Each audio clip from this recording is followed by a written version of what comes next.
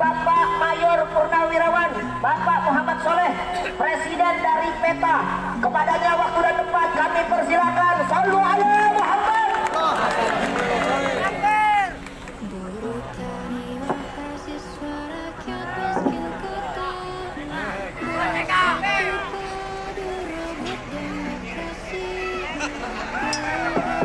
Bismillahirrahmanirrahim. Assalamualaikum warahmatullahi wabarakatuh.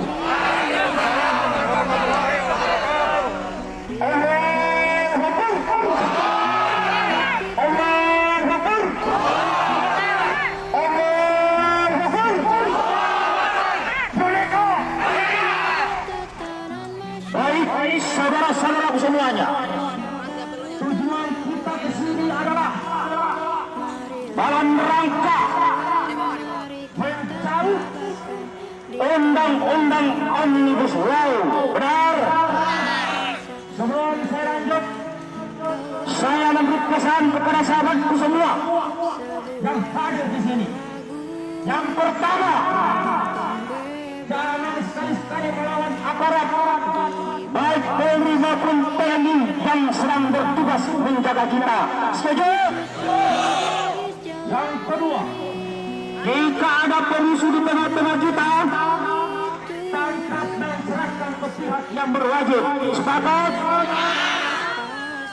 Baik, kita sudah lihat semua saudara-saudara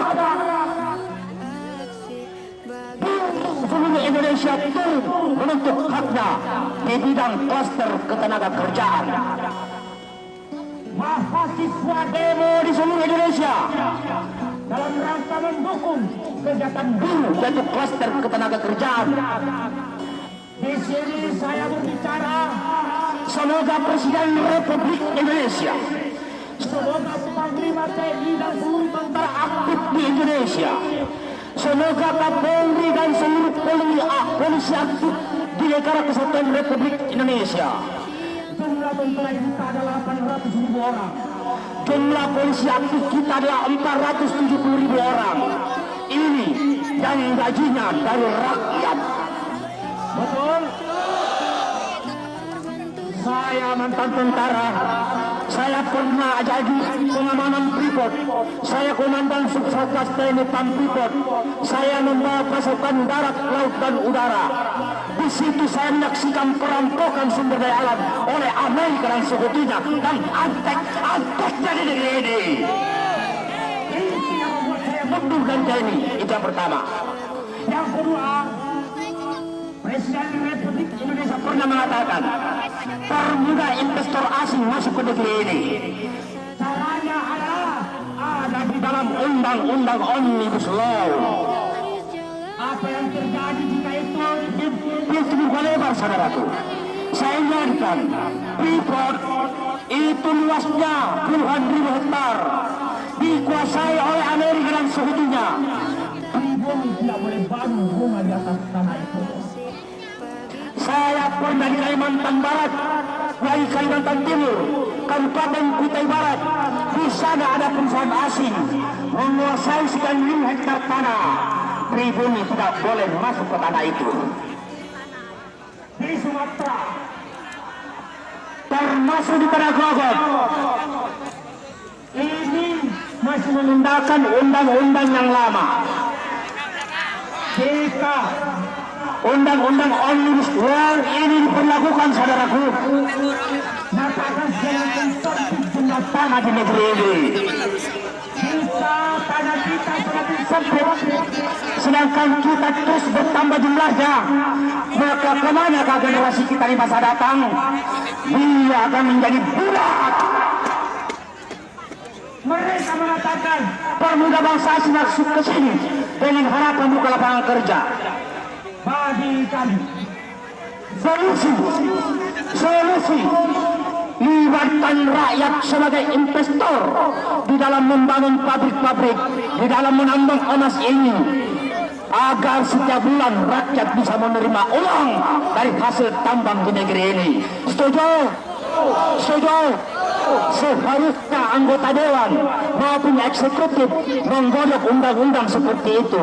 Bukan hutang ke luar negeri, bukan mengundang penjajah masuk ke negeri ini, saudara-saudaraku. Saya kasih satu contoh. Pabrik Honda Astrea di Cikarang itu modalnya 3,3 triliun, luas tanah 84 hektar. Mereka memproduksi motor 1,1 juta unit motor per tahun. Jika mereka mengambil keuntungan 1 juta rupiah per motor, berarti keuntungan mereka adalah 1,1 triliun per tahun. Artinya 3 tahun mereka sudah balik modal. Sudah berapa lama Honda bercokol di negeri ini? Bagaimana kalau itu pakai uang rakyat?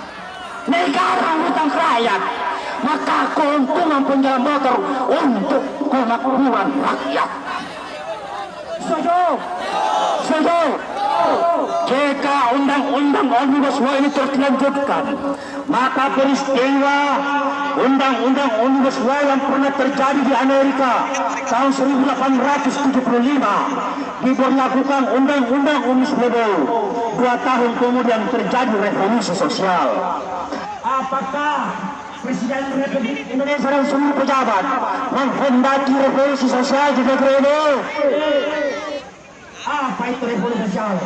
Yaitu rakyat bangkit menyatukan dirinya tanpa terkomando saat itu. Maka di saat itu tunjuklah satu pemimpin mengkomandoi lumpuh Amerika saat itu. Apakah akan terjadi negeri ini? Tergantung pemerintah sekarang.